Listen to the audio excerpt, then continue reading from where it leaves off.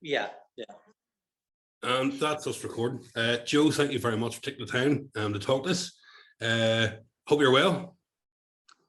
I am, yes. Thank you, Michael. So I wanted to chat to you about being a playwright, but also about your first play you wrote with your son, which was the smash hit that was the Sweetie Bottle. Can you tell me how it started, how it came about? Well, it came about, my younger brother, Michael, he's deceased now. We were all sitting in our house in Morning Point having lunch, and Michael was talking to my son Jared about his writing. Jared had written novels at this time and a bit of poetry and stuff. And Michael suggested, why don't you just write about the Sweetie Bottle? Because like that it was an ongoing thing in our family history from, it was around 1971, 72 that the father opened the Sweetie Bottle. Sweetie Bottle, I just add, was a shebeen in the Lower Falls in Belfast on the corner of Balaclava Street. When I say that to people, they think, is there really a street called Balaclava Street in West Belfast? No, but there was. And my brother Michael, he said, why don't you just write a play about it? And myself and Jared got to talking about it. And then Jared came up with the idea of one of the stories. There's so many stories that came out of the Sweetie Bottle, so many events, so many trials and tribulations that there was so much material. So Jared was already writing, as I say, and he had been in touch with the Andersonstown News on different occasions for different things. And he just suggested to me, why don't you give me some of the stories and we'll put them together and present them to the Andersonstown News and see what they think. And they jumped at it, you know, because like everybody knew the Sweetie Bottle. Everybody that read the Andersonstown News drank in the Sweetie Bottle, it seemed. So he done the stories. Jared done most of the writing, and I corrected a few things, you know, and phrases and stuff like that, and we put them through. And Tony spotted them. Tony Devlin from Brassenack Theatre spotted them and got in touch with Jared first. And we had already decided at this stage, yeah, maybe we will put a play together. Okay. Jared had to know her, you know. I had the scenarios, I had the stories, and we got together. And while we were doing that, this is when Tony came on the scene. Yep. And came to us with the proposition, you know, that you should really think about it and go with it, and I'll be behind you all the way. And that was basically how it started. Myself and Jared used to meet down in a bar in Belfast in Frames's. Jared was working for the Education Board at the time, and I had my business on the Falls Road, and would meet at Frames's and for lunch, and would sit there, you know, mulling over the different stories and taking notes. And then Jared eventually presented me with the start of the play. He had formatted it and started to write it. So that was hard. That was it then. From then on, I was coming up with the stories and trying to fit them into the play. Jared was dotting the I's and sorry. Yeah, the audio's still there. Oh, there you go. You're back. Sorry. You're grand. So, yeah, I think I was getting low battery or something. Anyway, so we went ahead with the play, writing it and the whole lot, and went through all the stages as usual that everybody goes through to get a play into production. Tony was fantastic. You know, we just in Brassenack Theatre, Peggy and all Deborah Hill and the whole lot, we're all working very hard on everything, every aspect of it. And it was amazing. It was an amazing feeling, you know, to come from basically just an experiment or just an idea for this to happen. And were you there for the first read through, Joe, or what way did it work? What happened was we got it up and running. We started writing it. Basically, the main problem was my inexperience because I just didn't understand the basics of writing the play. I thought it was just a matter of getting as much information into it, describing acts that happened and stories that were told. And to a certain extent, that's the way the play traveled. Yeah. It was a lot of stories, and in a way, we could have made it better by more action and less information. You know, Yeah. I was trying to fit stories in that were hilarious and were things that really was important to the people in the Sweetie Bottle. And even to this day, people come up to me in the street and to tell me a story of what happened to them in the Sweetie Bottle, or what happened to their father. Or, you know, there's one woman came up to me and said that when her husband, a well-known Lower Falls hard man, her husband was trying to get round to the Sweetie Bottle, and his mate called for him and said to him, "Are you coming round now?" And he says, "I can't." And he says, "Well, come on round." And he says, I can't. And he says, "What do you mean?" And he says, "Look," and he pointed at his wife sitting on the chair with his boots on. And she wasn't allowed, it was the only pair of boots he had. And she wasn't letting him put them on because he was going to go around the Sweetie Bottle. So Froggy Mooney was the other man, and he went on round himself. And 10 minutes later, Fred turned up in the sock and soles. So there's things like that you know, that you try to put in and trying to work it into, you know, the workings of a good play. Yeah. But there's times where you have to just stand back and say, no, we'll not use that. We'll use something like it, yeah, you know, or we'll rephrase it. So that would have been one of the things. But Tony sorted a lot of that out through his directorship, but he did, because of the amount of stuff that we put into it, he found it hard to let it go. Yeah. You know, I mean, the story about the rabbit that somebody came in with as a present for their younger brother, and it ended up getting through to the greyhounds. You know, that was another thing about the Sweetie Bottle. There was a yard out the back, and it had chickens. Right. Oh, you're frozen there, Joe. Just crazy, you know. It was a crazy sort of place, and people that went into it seemed to change their, you know, they would behave a wee bit more crazy. They would behave a bit more outgoing, and you know, there was so many nicknames, you know. Jimmy Flatfeet, Froggy Mooney. Oh God, there's so many of them that, you know, that you would just walk and stick, and all these different ones that got a nickname when they went in, you know, to the Sweetie Bottle. Yeah. And it was, of course, it was the clientele that named it the Sweetie Bottle because of the jars of sweets. You know, it started off as the Sweetie Jar, then moved on to the Sweetie Bottle, and that's what stuck with it then. So how was it sitting? Was it opened in the Roddies then? It opened in the Roddies.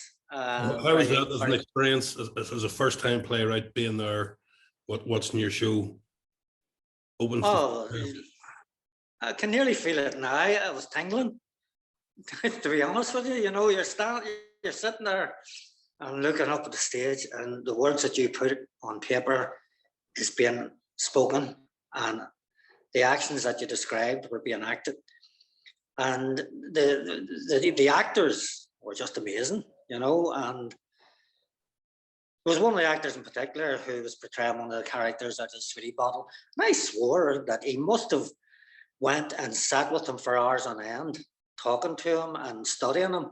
But I don't know if he even knew, you know, the actor, the character, that I don't know if he knew him in real life, but that's what it seemed to be like. But yeah, whether he was able to glean it off through just the description and the stories and that, maybe so. But it was just unreal. Marty McGuire portrayed my father, and it was just amazing. The sister was she got up and started shouting, "That's my daddy," you know, and it was an unreal. It was just sensational, you know, to sit there and watch it, you know. And then you just played the Baby Grant. Was that part of the same kind of the show? Played the Roddies that went on tour, and was the Baby Grand part of that tour, or the Baby Grand? From what I can remember, the Baby Grand started the tour. Yes, the Baby Grand started the tour. Oh, okay. We were there, and it sold out almost every night. And then it went on the tour, and then Tony comes along and announces that it's moved to the main auditorium as part of the failure. And how did it feel being in the Baby Grant in the Opera House again? You know, first time playwright, sold out show. Again, you know, we were there. We were just sort of recovering from the excitement and everything about it. You know, it's hard to explain, you know, what it's like, because it's something that you don't do every day. It's something that not a lot. Well, it happens to every playwright. They always have their first play, but for your first play to be such a success is phenomenal. You know, that certainly doesn't happen to every playwright. Having that type of success for your first play it would be out of the ordinary. Yeah, just extraordinary. It was just it's hard to describe it, but at glance, I suppose anybody that gets their first big break in music, you know, it's just, that's it. It's very, very difficult for any new playwright, you know, and I think we were just in the right place at the right time and had the right people behind us. So that was that 2013? That was around March time, and then by the time the failure came in August of that year, that's when you got on the main stage. Is that correct?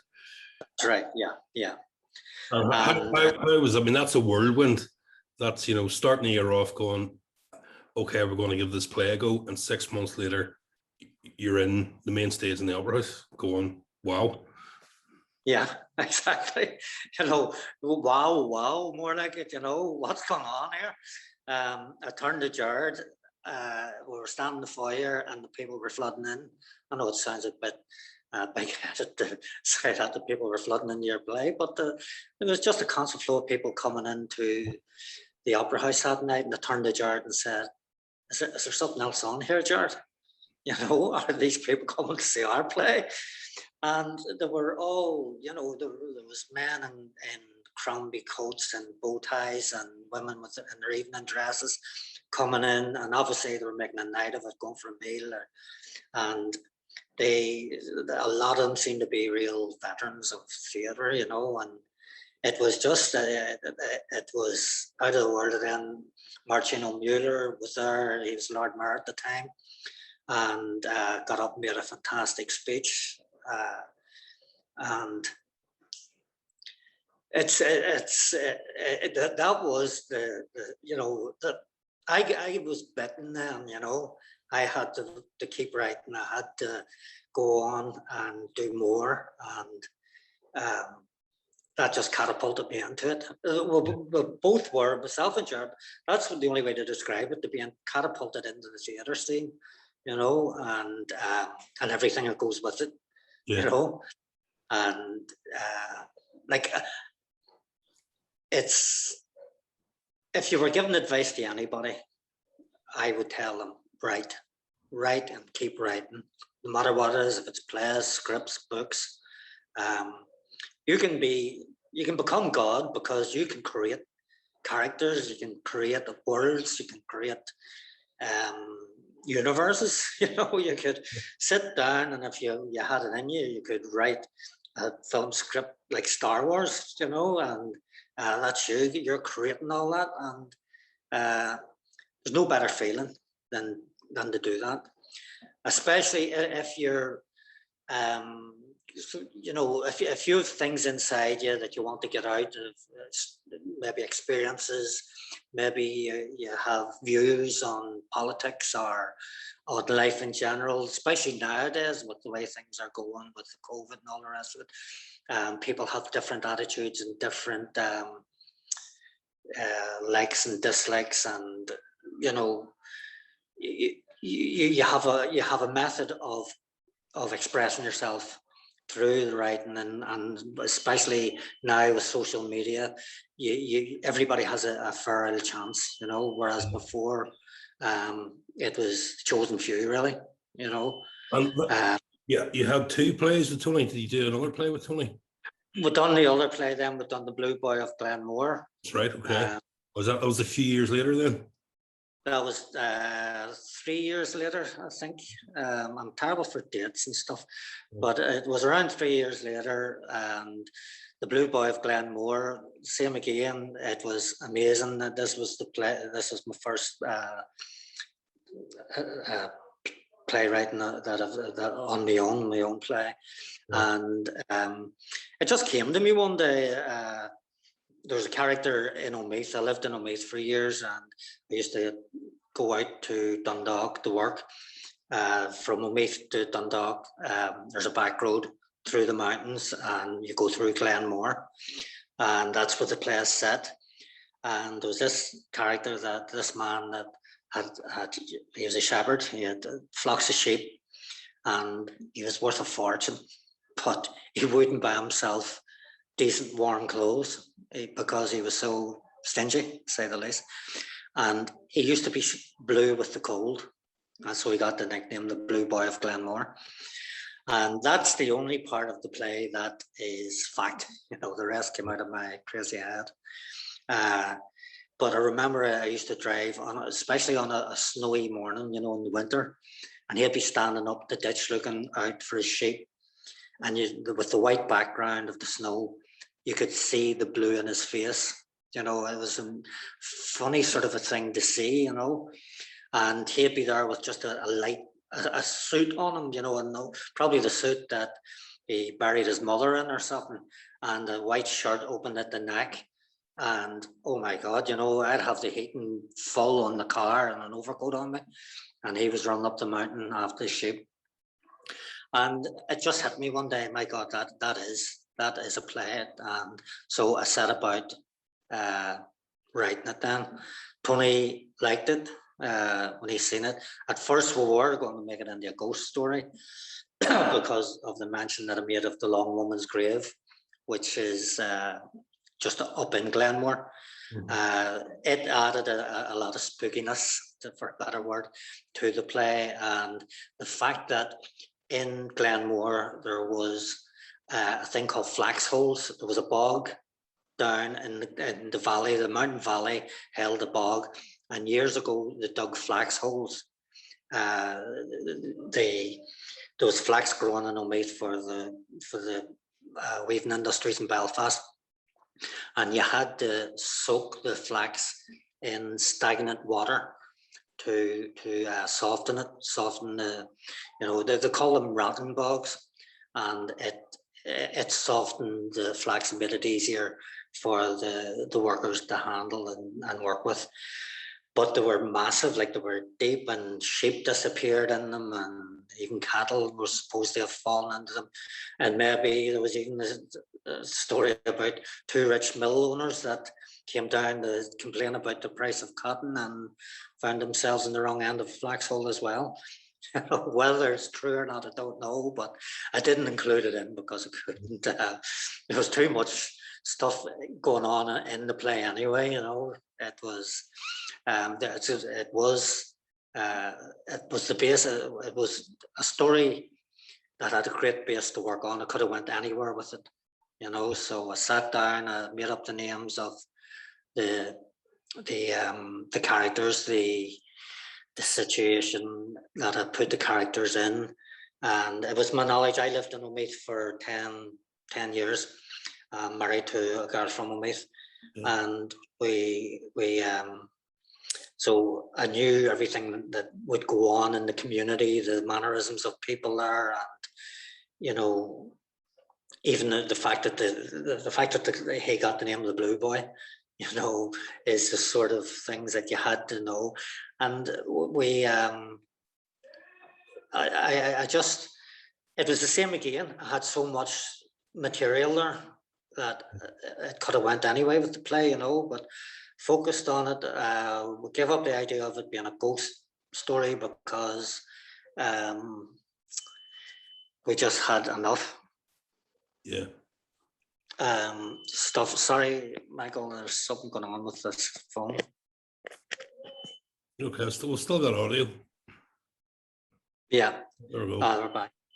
So the Blue Boy wouldn't have boxed as much, but it was pretty successful too. It sold out on the last, and it was the same again. It was a great night too on the last night. I'm very excited for it. They've been so successful. Have you written more, Joe? Do you have more plays under your belt waiting to get put on, or what? Where are you at? Yeah, well, that's where I am at the minute. I have, I think, around 5 completed plays. I have Okay. a follow-up. I have a follow-up to the Sweetie Bottle. Right. Okay. It would go well too. You know, it's based in Omeath, which was pretty true. You know, the story of the Sweetie Bottle ended up with my father and mother buying the beach cafe in Omeath, Right. and of course my dad tried to turn that into a shebeen after the Sweetie Bottle was closed. And of course, he came across all sorts of opposition. He didn't realise that Omeath wasn't the same as West Belfast. Yeah. He didn't get away with things like this. So that was actually a true story. He had a crowd of locals in selling drink, and the next thing the big sergeant landed down and said, "Right, Johnny, off you go. Get everybody out of here and go back to Belfast." And so it's called The Goats Are Dead. Johnny the Goats Are Dead is the display that's based on Omeath, and I have that completed, and I keep going back to it, polishing it up. I've one based in Mayo, and I have one based in West Belfast. It's about a wee character in West Belfast. His name was Bunny Rice. Okay. It's a one-man show, and little did people know that he was a down and out wino and run about Belfast with this wild laugh. You know, you'd hear him streets away. And what people didn't know was he was a World War II hero. Wow. Okay. He was. He would go swimming. The old falls baths was there, and he would go there. And then when he hadn't got the money to pay to swim in the falls baths, he would go down to the Lagan and swim in the Lagan. Right. And then when he was sent to Dunkirk, he signed up and went to. He found himself then in Dunkirk, and with the evacuation going on, because of his swimming, he actually saved so many lives of soldiers who that were wounded, and he swam out with them on his back. Wow. And it's an amazing story. So I have that sitting there, and I'm hoping maybe as soon as possible I'll maybe field it, you know, because it'll be easy to do. It's a one-man show. Yeah. And it does have the one of the things in the Sweetie Bottle. He's actually mentioned in the Sweetie Bottle, Right. and I read on Facebook then people commented on it. One girl said, "Oh my God, when I heard Bunny Rice's name mentioned, it just brought back my whole memories of my childhood." You know, Okay. so that's you will have that. You'll have people who remember him. You know, I was actually talking about it to an old school friend of mine. He says, "I hated Bunny Rice." I was walking up the street one day and he grabbed me by the arm and started squeezing my arm. And I broke away and got away from him, and I hated him ever since that. And then there was other people that just loved him, you know. But very few people realized what the situation was. He laughed hysterically, and a lot of people thought that he wasn't really laughing, he was crying. You know? Yeah. Okay. Yeah. So I have that going now, and at the minute, like everybody else, I'm not going to jump in I'm going to wait until things are a bit more normal Yeah. before I start pushing things again. Yeah. Still writing, and as soon as I think the time's right, then I'll start to move towards. I'd like to get the Blue Boy back on. Yeah. It's a play. We brought it to Carlingford, and it was well received there. Yeah. And I would love to try and get it, into Dundalk or maybe even to Dublin. Yeah. What So, advice would you have for any aspiring playwrights, Joe? What would you tell people? well, all you can do, it is difficult to get the break, and we were lucky. You just have to keep pushing. It's the same as everybody says, get your play, polish it, take it out every night if you have to, and look back on it. And if you haven't read it for 3 or 4 months, sometimes it's a good idea to do that. Let it sit and go back to it. I mean, I look at the original script of the Sweetie Bottle, and I'm surprised it only even took us under's notice. It was just, you just don't realize that there is a technique in playwriting, and there's more so than any other writing, I think, because you can write a script for a film, and you've all the time to work on it and change it. And when you write your play and you go into rehearsals, that's it. You don't get a second chance. That's it. It goes. You can do rewrites, and you can put reruns, and and work it that way. But when you write your play, it's there, and you have to manipulate it, and you have to just have faith in it. It's the most important thing. If you have, you're still enjoying the process, Joe, of coming up with an idea, going through the first draft to the 8th draft, whatever, the amount of time, energy that goes into it. Are you still enjoying that process? 5 or 6 oh yeah, down the line? yeah. As I say, you can create your own world. You can express feelings that maybe you couldn't express just by going on Facebook or something like that, and you can you entertain people as well, which is very important, and if you make people laugh. I mean, when on the last day of the last night of the Sweetie Bottle, I couldn't even get a seat myself. I was sitting behind a good seat. I was sitting behind a pillar and looking around it, and I was up in the balcony, and I was looking over the balcony, and the seats down below were all just filled. And every time one of the boys came up with a joke or a line, you could just see people lunging forward and lunging back laughing. And that's when you say to yourself, I think I've done it. That's a special thing indeed. So like, I think once you get this, once you do that, you just feel like, there's nothing like it. You just, so as I said, it's the same. I'm sure it's the same with footballers. They score their first goal. I'm sure it's same with boxers, as you know. So I won with the Ulsters one year, and in a box for the Immaculata, and winning that was amazing. I was only a child like at the time. But it's the same with everything, every achievement in your life. It's something to be proud of, and it's something that gives you perspective. It makes you compare your achievements with other things and other aspects of life. Thank you very much. I really appreciate your time. Yeah, and hopefully we get to see either one of your new plays or one of your previous plays on soon. Yes. Hopefully, there'll be something happening very soon. I've been talking to different people, and there's a lot of interest still. There's a lot of interest there.